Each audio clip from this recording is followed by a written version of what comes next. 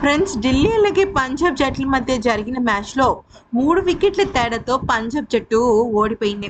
అయితే ఢిల్లీ జట్టు ఈ మ్యాచ్ గెలిచి ఇంకా ప్లే ఆఫ్ రేస్లో ఉండే తమ అవకాశాన్ని కొద్దిగా నిలబెట్టుకుందని చెప్పుకోవాలి. సరే, ఇంకా పాయింట్ల పట్టిక విషయంలోకి వచ్చినట్టయితే ఊహించని విధంగా పాయింట్ల పట్టిక మారిపోతుంది. ఈ మొన్నటి వరకు కూడా, అంటే దాదాపుగా ఒక 2-3 డేస్ బ్యాక్ వరకు కూడా పంజాబ్ జట్టు చాలా అంటే చాలా మెరుగైన పొజిషన్స్లో ఉండేది. ఒక్క మాటలో టాప్ పొజిషన్స్లో ఉండేది, అంటే టాప్ 1 ఆర్ టాప్ 2. కానీ ఇప్పుడు మీరు చూసినట్టయితే ఈ ఓటమితో పంజాబ్ కింగ్స్ జట్టు 11 మ్యాచ్లు ఆడి కేవలం 6 మాత్రమే గెలిచింది, 4 మ్యాచ్ల్లో ఓడిపోయింది. అయితే ఈ దెబ్బకి 13 పాయింట్లతో పంజాబ్ కింగ్స్ జట్టు 4వ స్థానానికి పరిమితం అవ్వాల్సి వస్తుంది.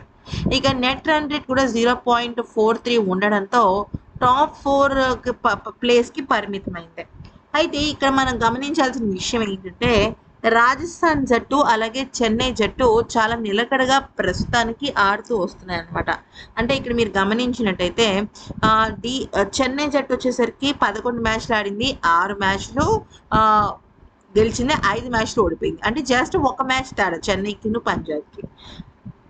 అలాగే ఢిల్లీ జట్టు గురించి కనుక చూసుకున్నట్టయితే ఢిల్లీ జట్టు ఒక స్థానం మెరుగుపడింది, అంటే 8వ స్థానం నుంచి 7వ స్థానానికి వచ్చిందనమాట. సో ఇప్పుడు ఢిల్లీ జట్టుకి 12 మ్యాచ్లు అయిపోయాయి, అంటే ఇంకా కేవలం 2 మ్యాచ్లు మాత్రమే మిగిలి ఉన్నాయి. 2 ఖచ్చితంగా భారీ తేడాతో గెలిస్తే తప్ప ప్లే ఆఫ్కి వెళ్ళే అవకాశం ఉండదు.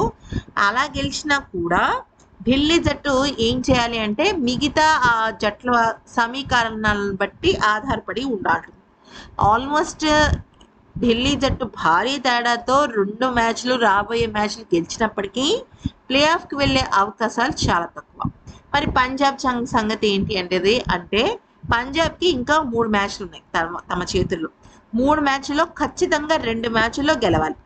భారీ తేడానా నార్మల్గా గెలవటం అనేది పక్కన పెట్టేస్తే, భారీ తేడాతో గెలిస్తే మంచి నెట్ రన్ రేట్ అనేది మెరుగుపడుతుంది. లేదు నార్మల్గా 2 మ్యాచ్లు గెలిచినా కూడా ప్రస్తుతం ఇప్పుడు ఎన్ని పాయింట్లతో ఉంది పంజాబ్ కింగ్స్ అంటే 13 పాయింట్లతో ఉంది. ఇంకొక 2 మ్యాచ్లు గెలిస్తే 17 పాయింట్లు, అంటే 17 పాయింట్స్తో సేఫ్ జోన్లో ఉంటుంది. ఇప్పుడు ఒక మ్యాచ్ గెలిచింది అనుకోండి, 15 పాయింట్స్ కదా. సో 15 పాయింట్స్తో ప్లే ఆఫ్కి వెళ్తుందా అంటే వెళ్ళే అవకాశాలు ఉన్నాయి, కానీ ఎక్కువగా లేవన్నమాట. అదే 3 గెలిస్తే 19 పాయింట్స్తో దుమ్ము రేపే విధంగా పంజాబ్ కింగ్స్ వెళ్ళిపోతున్నారు.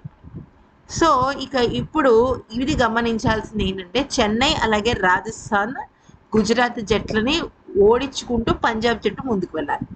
అయితే ఢిల్లీ జట్టు ఆల్మోస్ట్ చెన్నై, రాజస్థాన్, గుజరాత్, పంజాబ్, ఆర్సీబీ అలాగే హైదరాబాద్ ఇన్ని జట్ల తర్వాత ఉంది కాబట్టి మోస్ట్లీ ఢిల్లీ జట్టు భారీ తేడాతో గెలిచినా కూడా ఇక అవకాశం ఆల్మోస్ట్ సన్నగిల్లంటే. మరోవైపు ఏంటంటే ఈరోజు అంటే మంగళవారం నాటి మ్యాచ్లో కనుక చూసినట్టయితే గుజరాత్ అలాగే హైదరాబాద్ జట్లు తలపడుతున్నాయి. అంటే 3rd and 4th పొజిషన్స్లో ఉన్న 2nd and 3rd పొజిషన్స్లో ఉన్న జట్లు అనమాట. 2nd పొజిషన్లో హైదరాబాద్ జట్టు, 3rd పొజిషన్లో గుజరాత్ జట్టు. ఇప్పుడు కనుక గుజరాత్ జట్టు ఓడిపోయింది అనుకోండి, పంజాబ్ జట్టు ముందుకు వెళ్ళిపోతుంది. హైదరాబాద్ జట్టు ఓడిపోయింది అనుకోండి, హైదరాబాద్ జట్టు ఇప్పుడు టాప్ పొజిషన్స్లో ఉంది కాబట్టి 3rd పొజిషన్కి వస్తుంది, కానీ పంజాబ్ ఇంకా 4th పొజిషన్లోనే ఉంటుంది. సో ఇక్కడ మ్యాటర్ అంతా కూడా నెట్ రన్ రేట్ కూడా ఒక మ్యాటరే. ఎందుకంటే ఎస్ఆర్హెచ్కిను జీటీకి సేమ్ మ్యాచ్లు విన్నింగ్ లూజింగ్ ఉన్నాయి, కానీ నెట్ రన్ రేట్ కారణంగానే హైదరాబాద్ జట్టు టాప్ 2లో ఉంది. సో ఈ లెక్కలన్నింటినీ అంచనా వేసుకుంటూ ముందుకు వెళ్తే ఖచ్చితంగా బెస్ట్ జట్లు టాప్ 4కి చేరుకుని ప్లే ఆఫ్కి వెళ్ళిపోతాయి.